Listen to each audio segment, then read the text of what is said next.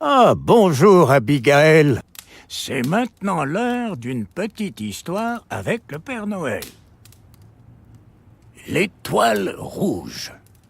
Les vents du Nord, parfois un peu taquins, enlevèrent sans prévenir 5 lutins qui pique-niquaient aux abords du village du Père Noël.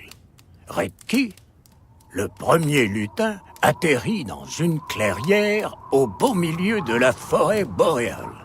Le vent du Nord l'avait tant secoué qu'il ne savait plus dans quelle direction marcher pour rejoindre le village. Il fit quelques pas dans un sens et ensuite quelques pas dans l'autre. Mais il était vraiment perdu. De peur de s'éloigner encore plus, il s'assit pour réfléchir.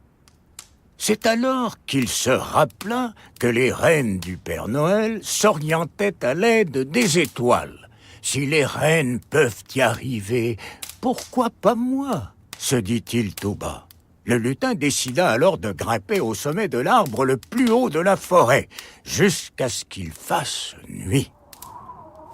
Tout à coup, des milliers d'étoiles apparurent rapidement dans le ciel.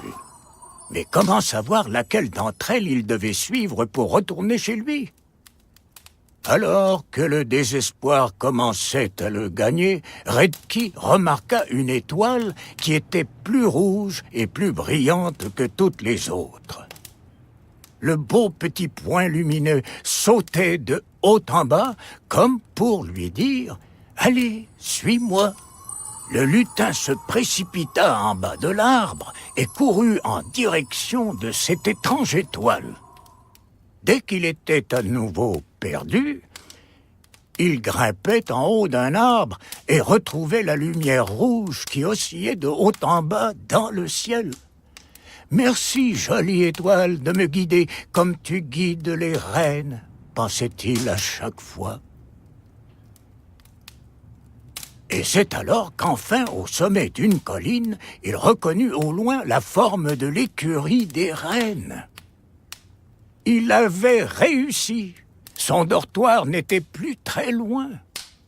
Il leva les yeux au ciel pour remercier l'étoile et réalisa que le point lumineux qu'il avait mené chez les siens était en fait l'attelage du Père Noël que les rennes tiraient dans le ciel en faisant des pirouettes pour s'entraîner. Redki se coucha dans son lit ce soir-là en espérant que le traîneau guiderait également ses 4 amis qui étaient encore perdus.